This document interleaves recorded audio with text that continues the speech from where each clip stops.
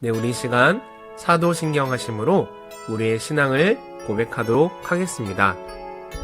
나는 전능하신 아버지 하나님, 천지의 창조주를 믿습니다. 나는 그의 유일하신 아들, 우리 주 예수 그리스도를 믿습니다. 그는 성령으로 잉태되어 동정녀 마리아에게서 나시고 본디오 빌라도에게 고난을 받아 십자가에 못 박혀 죽으시고 장사된 지 사흘 만에 죽은 자 가운데서 다시 살아나셨으며 하늘에 오르시어 전능하신 아버지 하나님 우편에 앉아 계시다가 거기로부터 살아있는 자와 죽은 자를 심판하러 오십니다. 나는 성령을 믿으며 거룩한 공교회와 성도의 교제와 죄를 용서받는 것과 몸의 부활과 영생을 믿습니다. 아멘.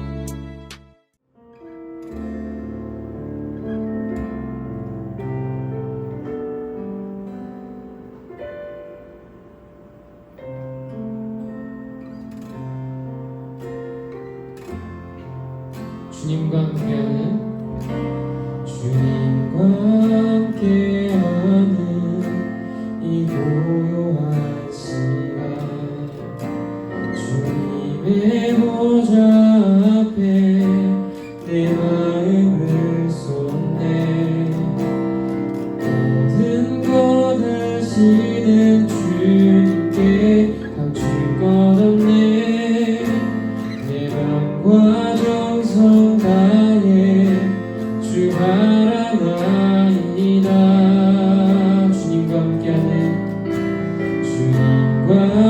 함께하는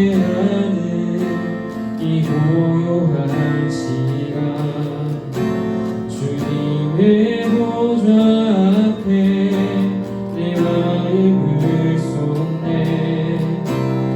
모든 것 아시는 주님께 감출 것 없네.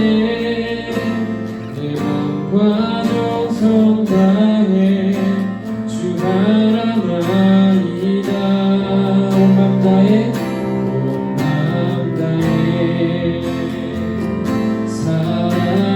사랑합니다. 온 맘 다해 주 알기 원하네. 내 모든 삶 당신 것이니 주만 섬기리. 온 맘 다해 나 염려하자 나도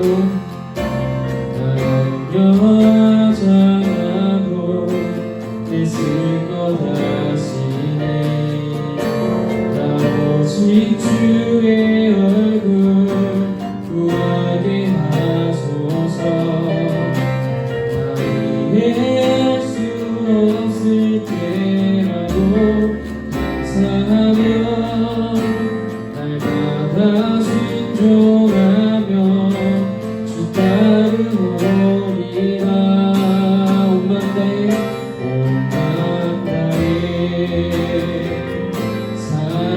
사랑합니다. 온 맘 다해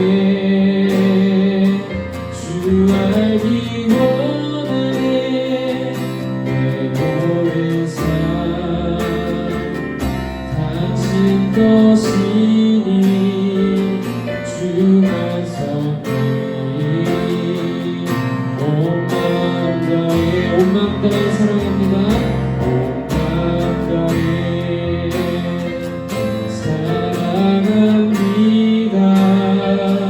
온 맘 다해 주 알기 원하네. 내 모든 삶 당신 것이니 주만 섬기리. 온 맘 다해 마지막으로 온 맘 다해 사랑합니다. 온 맘 다해 사랑합니다. 온 맘 다해 주 알기 원하네. 내 모든 삶 당신 것이니 주만 섬기리. 온 맘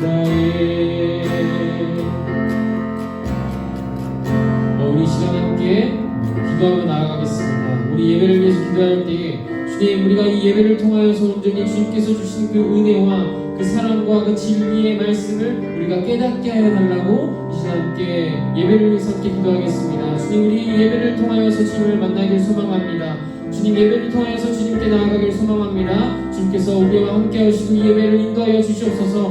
우리 함께 기도하며 나아가겠습니다. 기도하겠습니다. 아버지 주님 감사합니다. 이 시간 주님 앞으로 나아갑니다. 오늘 주님께서 인도하여 주실 때 아버지 주님의 그 말씀을 따라 살아가게 하시고 우리가 이 예배를 통해서 주님을 만나서 주님께서 주시는 우리에게 그 큰 은혜를 우리에게 경험하게 하여 주시옵소서. 아버지 주님 앞으로 나아갑니다. 주님 그 사랑으로 우리에게 인도하여 주시옵소서.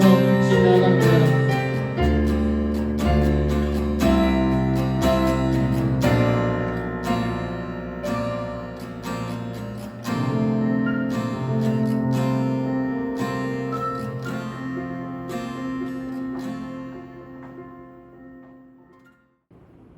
할렐루야. 예배 오신 여러분들을 축복하고 환영합니다.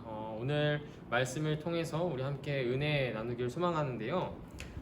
오늘 말씀은요, 요한복음 2장 23절에서 25절까지 말씀입니다. 요한복음 2장 23절에서 25절까지 말씀입니다. 우리 다 함께, 짧은 구절이니까 우리 다 함께 읽도록 하겠습니다. 시작. 유월절에 예수께서 예루살렘에 계시니 많은 사람이 그의 행하시는 표적을 보고 그의 이름을 믿었으나 예수는 그의 몸을 그들에게 의탁하지 아니하셨으니 이는 친히 모든 사람을 아심이요 또 사람에 대하여 누구의 증언도 받으실 필요가 없었으니 이는 그가 친히 사람의 속에 있는 것을 아셨음이니라. 아멘. 네, 오늘 말씀은요, 요한복음 2장의 세 가지 중에서 마지막 주제인 예수님은 사람의 속마음을 모두 아신다라는 주제의 말씀으로 오늘 은혜 나누도록 하겠습니다. 오늘 예수님께서 계셨던 곳이 어디였냐면 예루살렘이었어요. 유월절이 이르기 전에 예수님께서 예루살렘 성전으로 향하셨습니다.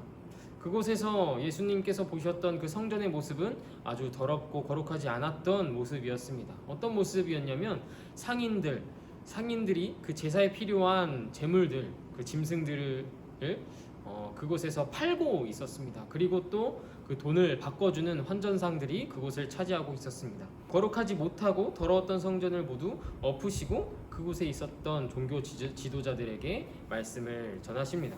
그리고 나서 오늘 본문과 이어지게 되는데요, 예수님께서 예루살렘에 계시는 유월절 기간 동안 이 많은 사람들에게 표적을 행하십니다. 성전에서 앞을 보지 못했던 맹인을 고쳐주셨고요, 또 다리를 저는 자들이 예수님께 나아왔을 때 예수님께서 그들을 말씀으로 치유하십니다. 그곳에 있던 사람들이 그 놀라운 표적을 보고 이제 수군대기 시작하는 것이죠. 저 사람이 대체 누구길래 평생 앞을 보지 못하고 평생 다리를 절며 살았던 그 맹인과 다리 저는 자를 고치는가, 그것도 어떠한 의료 기술도 아닌 말씀으로 고치는가, 이런 생각을 품으며 이제 예수님을 보았습니다. 그곳에 있던 사람들은 예수님께서 성전을 뒤엎었을 때 그 광경을 본 사람들이었습니다. 그 사람들은 예수라는 자가 이 성전을 뒤엎으면서 하는 말을 듣게 되었죠. 어떤 말이냐면 내 아버지의 집으로 장사하는 집을 만들지 말라. 함께 제사하고 예배하는 그 성전에 대하여서 내 아버지의 집이라고 부르는 것이었어요. 아니, 저 사람이 누구길래 이 하나님의 성전을 아버지의 집이라고 부르는가?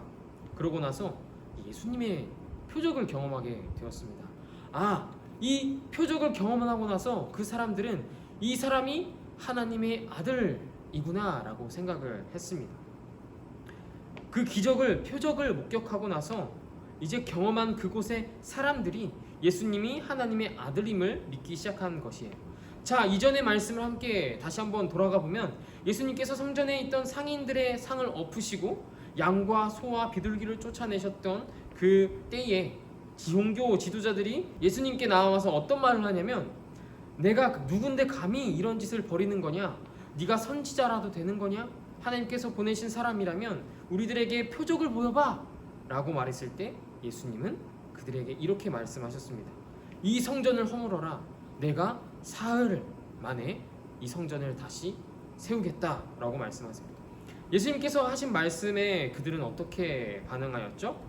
아니, 이 예루살렘 성전을 다시 세운다고? 이 예루살렘 성전은 46년간 지어졌던, 엄청 오랜 기간 동안 지어졌던 이 성전인데 어떻게 네가 3일 만에 이 성전을 다시 세우겠느냐라고 말을 하는 것입니다.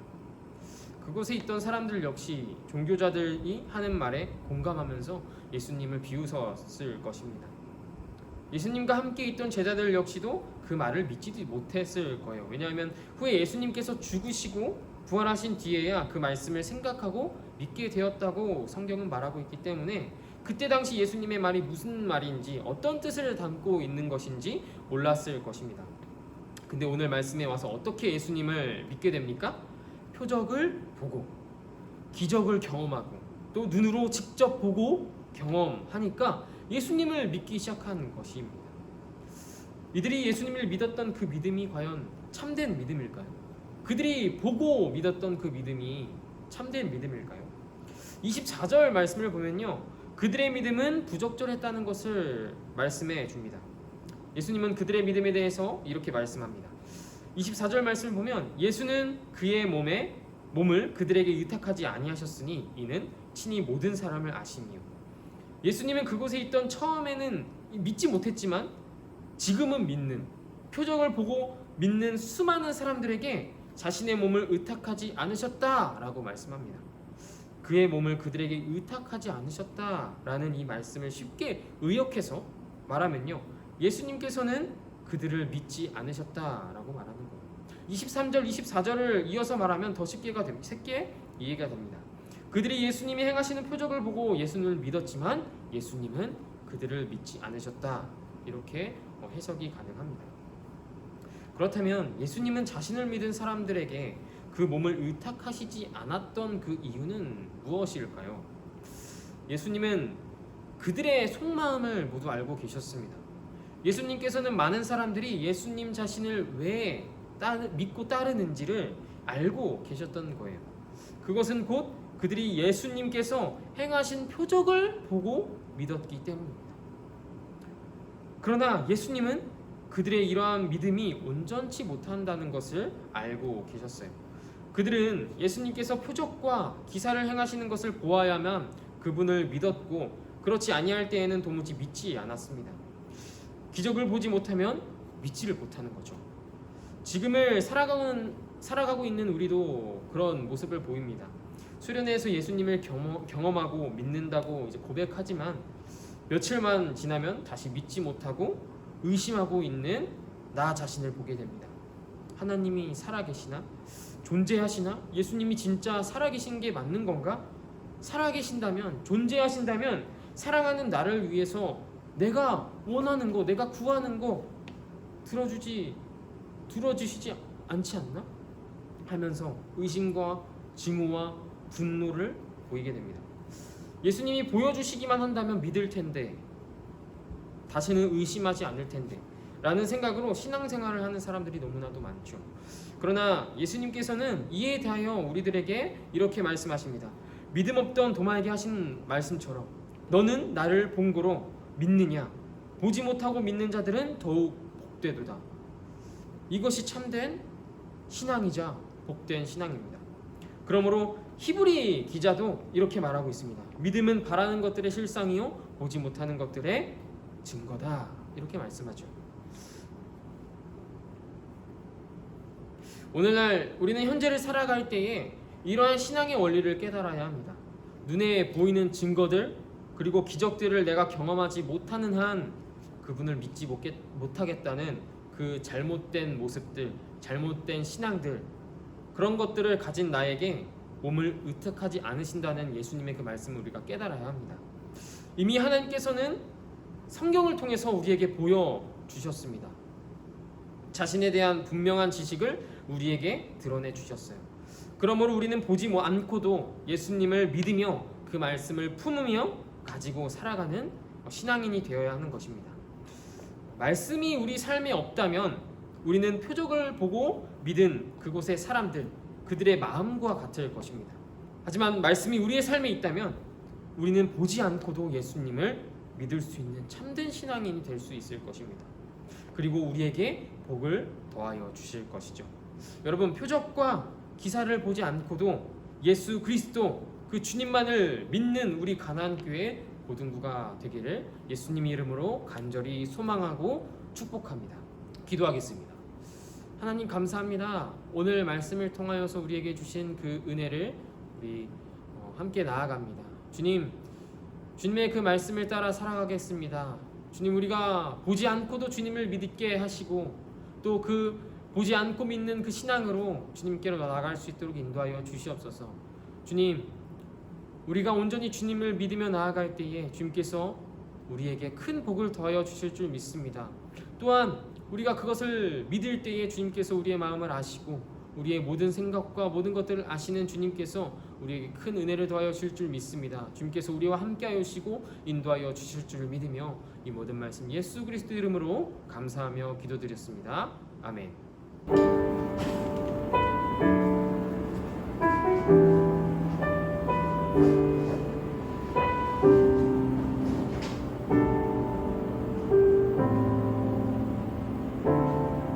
당신은 시간을 돌고 이 땅 가운데 오셨네.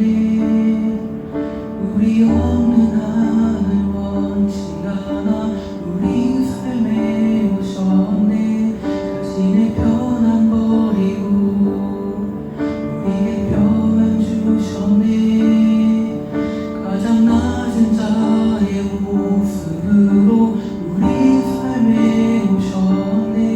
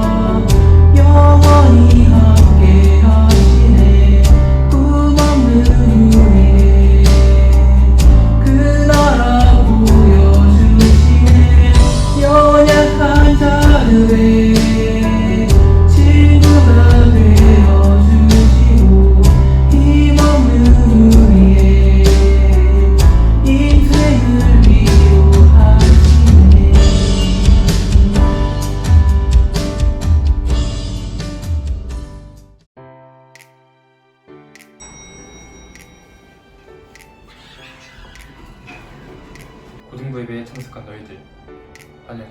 고등부 예배 몇 시에 시작한다고? 11시 10분 일찍 들어오라고. 비대면 예배 며칠까지였더라? 8월 15일까지 잊지 말라고. 아 맞다, 예배 얘기 진행하고 있어. 예배 얘기는 예배 중에 은혜 받은 것을 함께 나누는 시간이야. 예배 얘기 제출은 각 반 선생님께 카톡으로 보내라고. 네가 포기해도 하나님 널 포기하지 않으신다. 야, 너도 은혜 받을 수 있어.